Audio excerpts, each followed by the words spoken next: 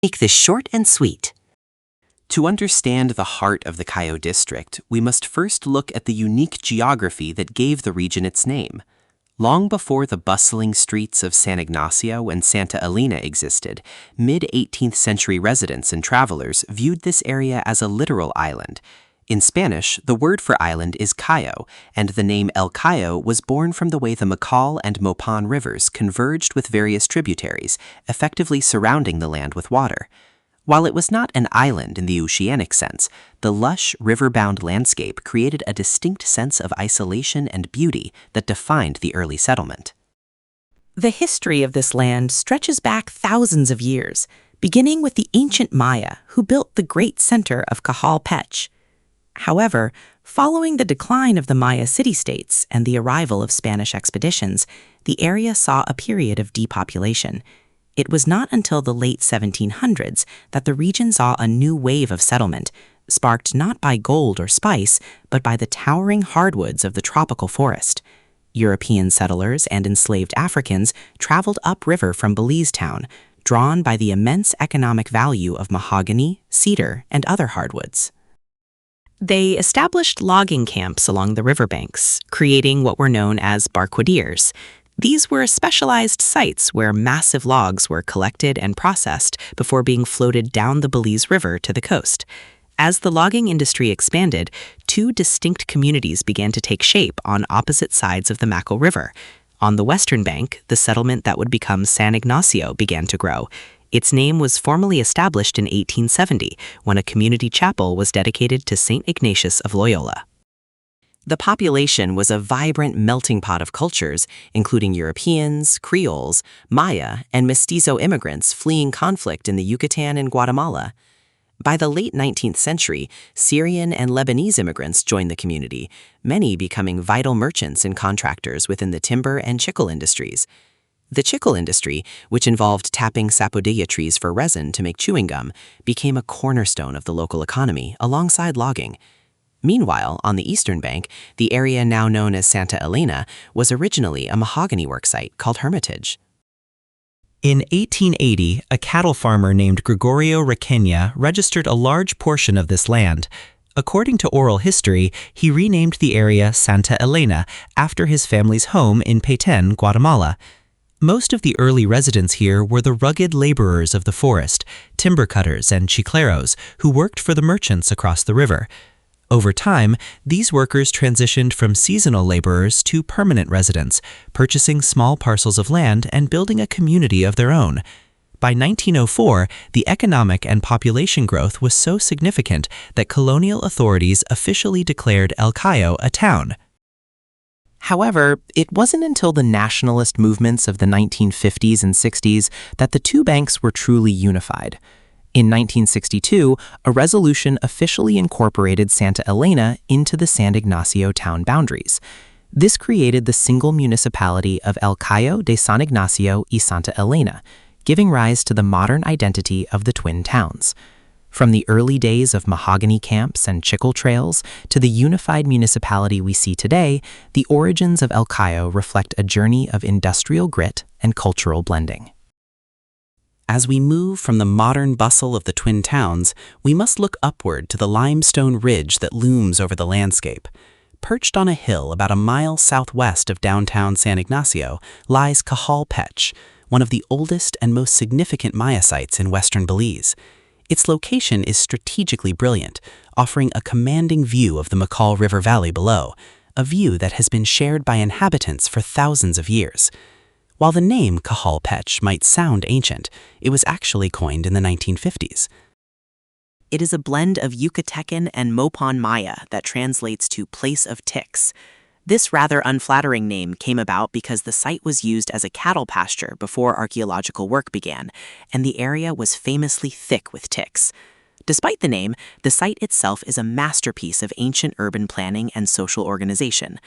Archaeologists have traced the origins of Cajalpech back to between 1200 and 1000 BC, making it a pioneer settlement in the region. These early inhabitants were either descendants of nomadic farmers or migrants from the Guatemalan highlands who recognized the value of this fertile river valley. By the time the site reached its peak between 300 and 800 AD, it had transformed into a vital administrative and ceremonial center.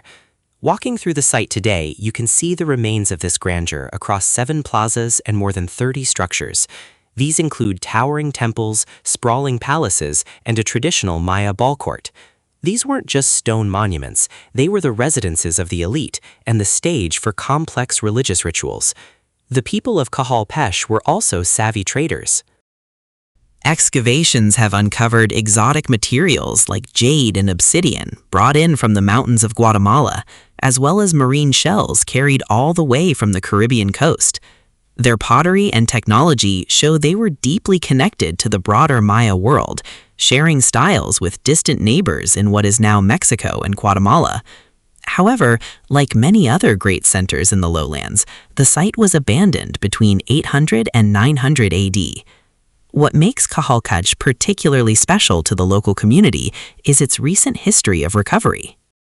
While it was first rediscovered in the early 20th century, major excavations didn't start until 1988. This was a community-led initiative driven by the Cayo Belize Tourism Industry Association to protect the site from vandals and looters. Later, between 2000 and 2004, extensive restoration was led by Dr. Jaime Awe, ensuring that the temples we see today are preserved for future generations. The reach of this ancient city actually extends further than most realize. In 2012, during construction work on Burns Avenue in the heart of San Ignacio, workers discovered Maya burials and artifacts, including obsidian blades and ceremonial cinnabar. Archaeologists believe these remains were part of the greater Cayo community, proving that the echoes of this ancient civilization still lie just beneath the feet of modern residents. To understand the heartbeat of modern San Ignacio, one must look to the history of the savanna, a vast expanse of land that has served as the town's primary multi-purpose stage for over a century. Long before it was the site of paved plazas and manicured parks, this area was an open pasture, essential for the hundreds of pack mules, horses, and cattle that powered the region's logging and chicle industries. Originally owned by the firm Carlos Melhado and Sons, the land was conveyed to the El Cayo District Board in 1929 in lieu of unpaid taxes. Recognizing its potential, the board designated it as a recreation ground, sparking a transformation that would see the space used for everything from horse racing and cricket to a makeshift aerodrome. The most thrilling chapter of the Savannah's history began on August 17, 1937, when air travel bridged the gap between the remote west and the coast. A Belanca plane belonging to the Taka airline made the first domestic airmail flight, touching down on a north-to-south landing strip cleared right across the grass. For over a decade, small Stinson monoplanes were a common sight, carrying a pilot, 3 passengers, and bags of mail and money. These flights were more than just transport, they were a lifeline. Locals fondly remember how the planes would first stop at Carmelita Farm to pick up fresh cow's milk before delivering cargo to the residents of El Cayo. This era of aviation eventually drew to a close in 1950, as the completion of a reliable road made cargo trucks a more economical choice. As the landing strip faded, the Savannah evolved into a center for civic pride. In 1952, Coronation Park was constructed within its bounds to honor the accession of Queen Elizabeth II. With its 4 pathways leading to a central kiosk, it became the home for September celebrations and the crowning of the Queen of the Bay. A decade later, in 1962, the grounds hosted the nation's very first agricultural fair. Throughout the mid-20th century, the Savannah remained the finish line for the grueling National Cross Country Cycling Classic, drawing spectators from across the country every Holy Saturday. Today, this historic land is divided into 2 major landmarks, the McCall River Park and the Cayo Welcome Center. Developed in 2001, the McCall River Park offers a green retreat featuring the iconic rain tree, a symbol of the Twin Towns, known for sprinkling passersby with dew from its umbrella-like canopy.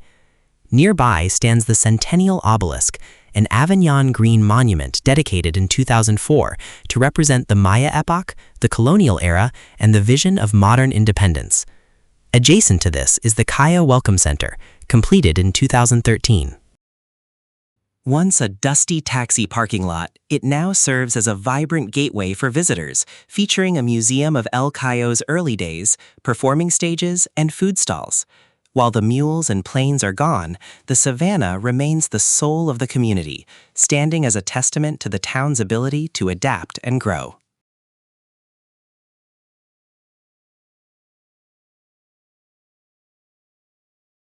For generations, the Macal River served as both a lifeline and a barrier for the people of El Cayo.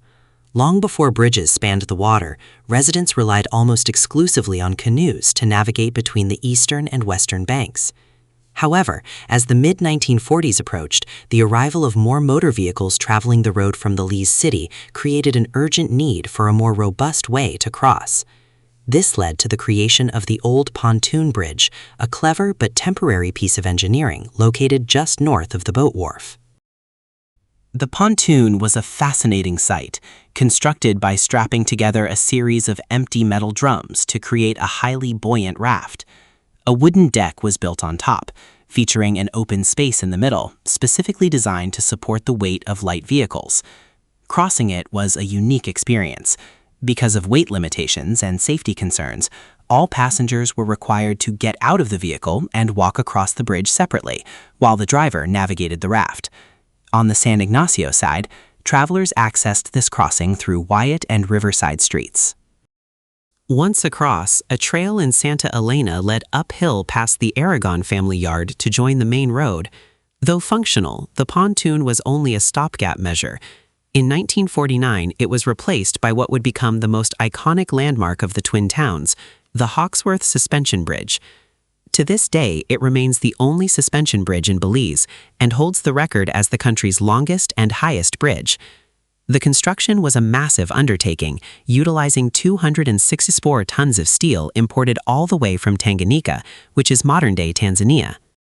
It also required over 2,000 tons of concrete and massive 7-strand main cables, each weighing 8 tons. The project cost approximately $200,000, funded by the Colonial Development and Welfare Funds. While supervised by engineers Chester Hall and Francis Hecker, the bridge was truly a community achievement, built with the labor of many skilled El Cayo tradesmen. It was named in honor of Governor Gerald Hawksworth, who had commissioned the project but tragically passed away in London just 6 days before its inauguration, on August 20, 1949. Spanning 480 feet across the river, the bridge was intentionally built high enough to clear what locals call top-gallon floods and to avoid being struck by heavy logs floating downstream during the logging season. Its resilience is legendary. It has survived major natural disasters, including Hurricanes Hattie and Greta. During Hurricane Greta in 1978, the floodwaters rose so high they were only 7 feet below the bridge's deck, yet the structure held firm. Over the years, it has continued to modernize, receiving a new steel deck in 1990 and serving as the site of Belize's very first traffic lights. Beyond just connecting San Ignacio and Santa Elena, the Hawksworth Bridge serves as a vital artery linking Belize to the rest of Central America. Long before the hum of trucks and the convenience of modern highways, the heartbeat of this region pulsed through the waters of the Macal and Belize rivers.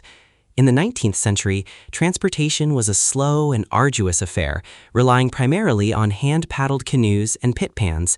However, the turn of the 20th century brought a technological revolution that would forever change the economic landscape of El Cayo. In 1905, the arrival of the first motor-powered Cayo boats, such as the Clarence Mengel and the Cruiser, marked the beginning of a golden era for river trade. These vessels were more than just transport. They were the lifeline that connected the isolated interior to the global markets via Belize town. Navigating the river was no simple task. Depending on the water levels, a journey upstream from the coast could take anywhere from 3 to 7 days. The river was a treacherous path filled with shallow rapids and hidden obstacles. When the water grew too low, crews employed a technique called jenging, where they used heavy warp lines and winches to physically pull the boats over the shallows. In the most difficult passages, laborers even used dynamite to blast open channels through the rock. Despite these challenges, legendary boats like the Cacique, the Colosso, and the Apollo became household names, synonymous with the progress and resilience of the community. The center of all this activity was El Cayo Landing.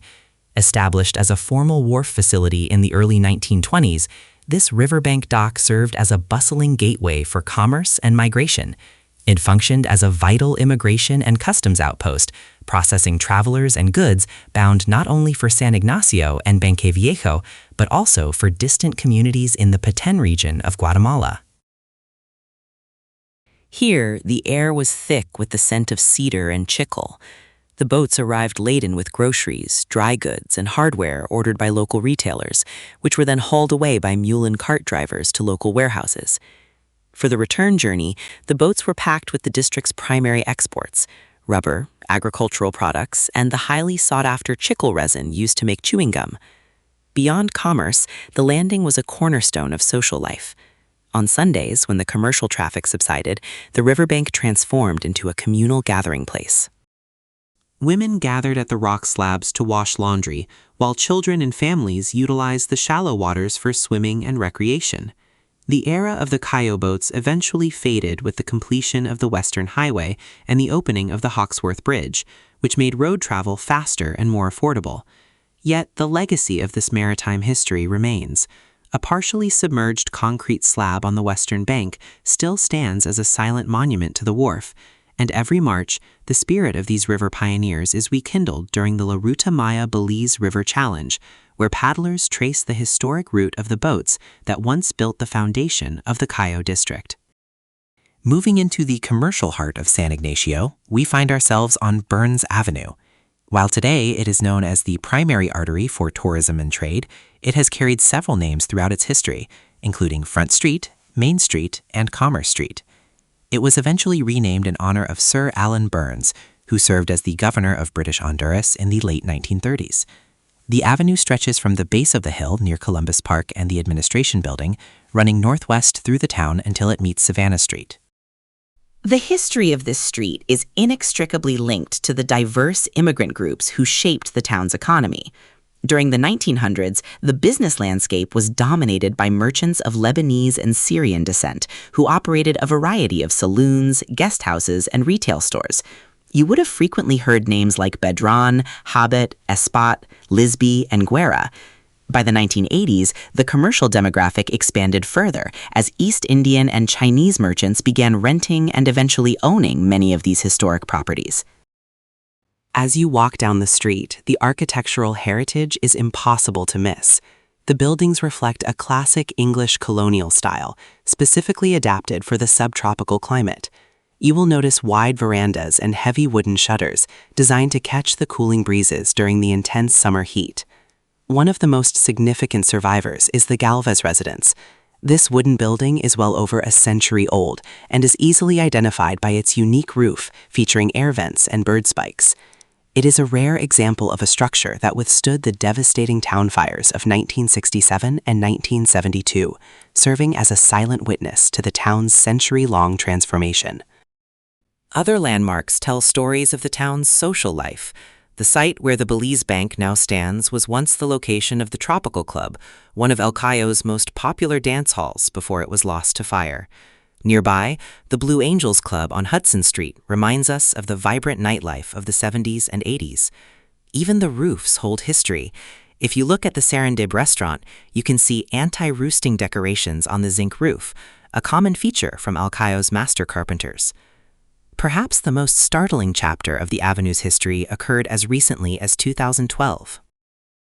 During routine drainage work, laborers uncovered Maya burials and artifacts right beneath the modern street.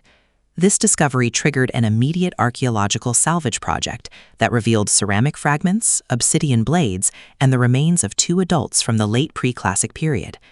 These finds proved that modern-day Burns Avenue sits directly atop what was once part of the ancient Cajalpech community, bridging thousands of years of human history in a single city block. Whether through its colonial woodwork or the ancient secrets buried beneath the pavement, Burns Avenue remains the living pulse of San Ignacio.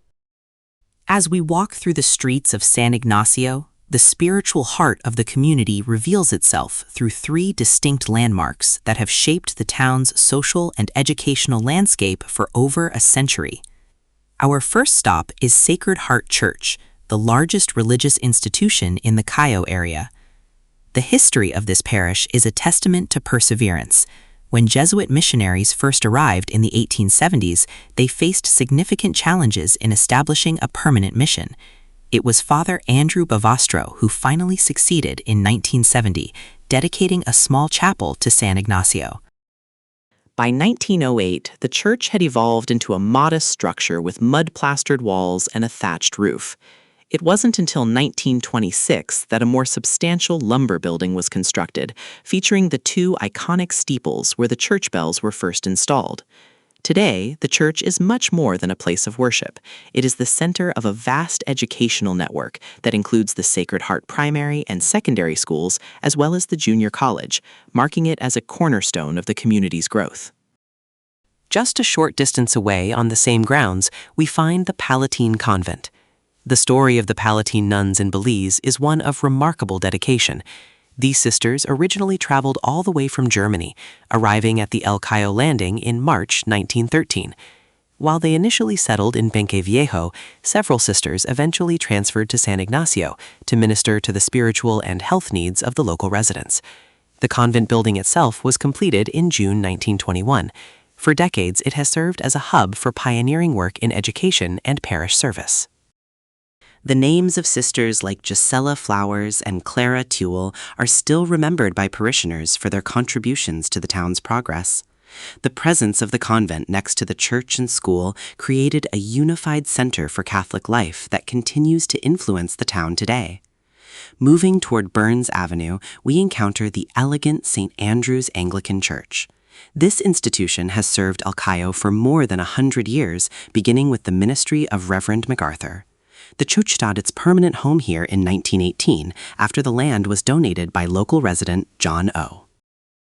The community saw the completion of a beautiful wooden church in 1926, which stood as a landmark until 1998 when termite damage required the construction of the current concrete building.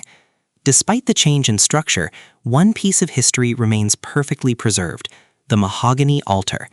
Carved with intricate images of grapevines and sheaves of wheat, this altar was a gift from prominent businessman James Messiah for the original church's consecration. These three sites, the Sacred Heart Church, the Palatine Convent, and St. Andrew's, reflect a legacy where faith and education are deeply intertwined with the identity of San Ignacio. As we move into the history of the public infrastructure that shaped life in the twin towns, we begin at the literal and figurative heart of San Ignacio, the administration building. Located at the base of Buena Vista Hill, this site has been the center of local governance since the late 19th century. While the original wooden structures featured cabbage bark sidings and thatched or zinc roofs, the current concrete landmark was completed in 1950 and inaugurated by Governor Ronald Carvey. One of its most distinctive features is the 4-dial Anderson Town Clock, named in honor of District Commissioner Alexander Hamilton Anderson. If you look closely at the main staircase, you can still see a plaque unveiled in 1951 to honor the British Hondurans who served in World War II. Historically, this compound was more than just a police station or a magistrate's court. It was a focal point for the community's safety. In the early days, a large cast iron bell stood in the front yard, used to signal the time of day and, more urgently, to alert residents in the event of a fire. Just a short distance away, the story of local healthcare unfolds at the site of the old San Ignacio Hospital. Beginning operations in June 1922, the hospital was a necessary but somewhat controversial addition to the town's infrastructure because it was built directly over an old burial ground.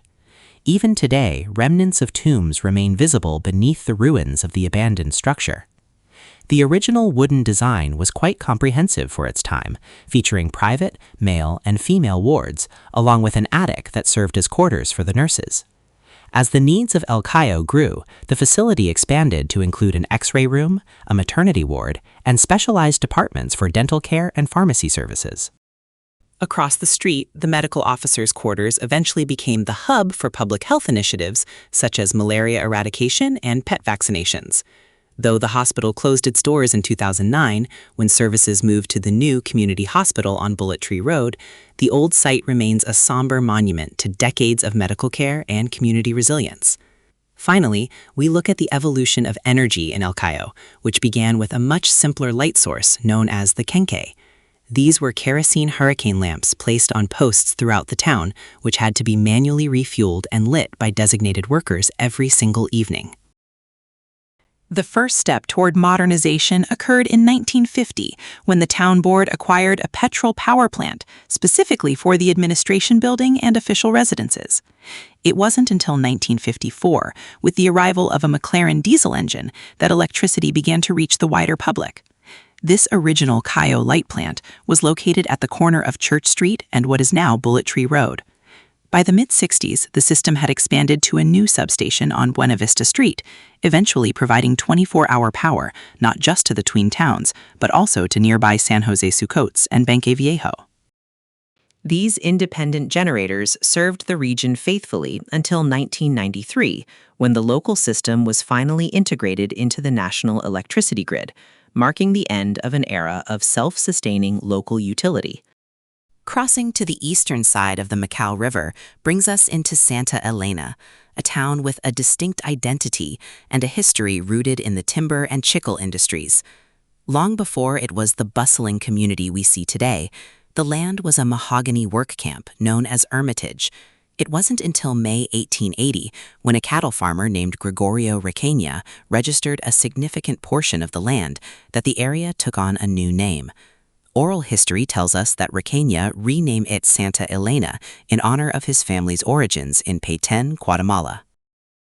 The early residents were primarily the backbone of the region's economy, consisting of timber cutters and chicleros who worked for the merchants across the river. Over time, these workers purchased small parcels of land, and by 1962, the town was formally incorporated with San Ignatius to create the Twin Towns municipality we know today. Santa Elena's spiritual and educational heart is centered around the St. Ignatius Church and School. The property was donated by the Requena family, and several family members are still buried in a small cemetery behind the church.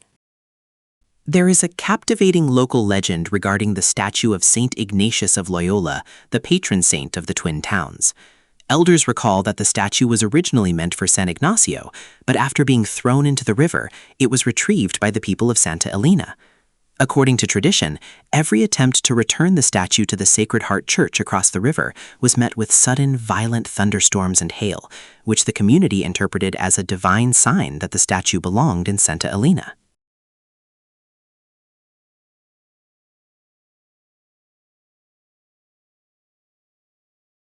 To this day, the statue remains a prized symbol of the town's heritage. The entrepreneurial spirit of Santa Elena is best reflected in its early shops and businesses. Chito Vasquez is credited with opening the town's first grocery shop, a simple structure built with cabbage bark siding and a zinc roof. As the town grew, so did the variety of enterprises, such as the Aragon family's bakery and the Fernandez store. A particularly notable figure was Victor Valdez, a humble shoemaker who eventually built La Colinita. This shop was a pioneer in local commerce, serving as a 24/7 convenience center where residents could get groceries or medicine at any hour. Valdez also saw an opportunity for entertainment after devastating fires destroyed popular dance halls in San Ignacio. He built the Mar Azul Club, a 2-story wooden recreation center that became the hub for music, dancing, and billiards for many years. Perhaps the most dramatic physical transformation of Santa Elena occurred in the 1950s with the draining of the Aguada. This large lagoon, which was up to 12 feet deep in some spots and surrounded by thick bamboo, was a favorite spot for catching fish and turtles. However, as the need for residential space grew, a group of local men set out with pickaxes and shovels to manually drain the water into the Macao River. This massive community effort reclaimed the land, allowing for the distribution of new residential lots and the completion of George Price Avenue in 1959. This project effectively turned a marshy landscape into the foundation for the modern, expanded town of Santa Elena. To finish our journey through the history of the Twin Towns, we must reflect on the resilience and determination of the people who call this region home. Life in El Cayo has been shaped by moments of profound trial, particularly through the recurring threat of fire. In the early days, before modern sirens or equipment, the community relied on simple but urgent alarms, the clanging of a cast iron bell near the administration building and the frantic peal of church bells. Firefighting was a purely communal effort, initially dependent on a hand-drawn water wagon manned by 15 brave volunteers. Despite their courage, the town's traditional architecture, largely made of wood, zinc, and thatch, made it incredibly vulnerable to the spread of flames. The most devastating chapter in this history was the fire of May 4, 1972.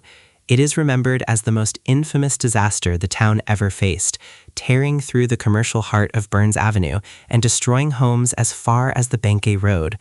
The destruction was so massive that fire crews had to be brought in from Benque Viejo, Del Mapan, and even Belize City to assist the local brigade. This tragedy followed another major blaze in 1967 that had leveled popular entertainment centers like the Casablanca and the Stork Club. However, these catastrophes eventually led to the modernization of the local fire service, including the inauguration of the station on Buena Vista Street in 1970 and a later substation in Santa Elena. Parallel to these challenges is the triumphant expansion of the education system, which has served as a cornerstone of the region's development. Education in El Cayo began humbly. The first Jesuit school in 1878 was a thatch roof structure with wattle and daub walls. The arrival of the Palatine nuns in 1913 brought a new era of ministry and teaching, with the sisters eventually establishing their convent in 1921 to serve the spiritual and health needs of the community. A major milestone occurred in 1960 when Father Facundo Castillo spearheaded the establishment of Sacred Heart College, the first secondary school in the Cayo district. It initially operated out of temporary spaces, including a room under a local nightclub, until Father Osmond Peter Martin secured the land for the current campus on Joseph Andrews Drive in 1972. This growth was mirrored by other institutions, such as St. Andrew's Anglican School, which moved to its prominent location on Burns Avenue in 1918 after a land donation from John O. Waite. More recently, in 2001, the community saw the opening of St. Ignatius High School in Santa Elena, specifically designed to provide greater access to education for low-income families. These schools stand today as symbols of a community that refused to be defeated by hardship, choosing instead to invest in the knowledge and potential of its future generations. Through fire and growth, the story of El Cayo remains one of enduring strength.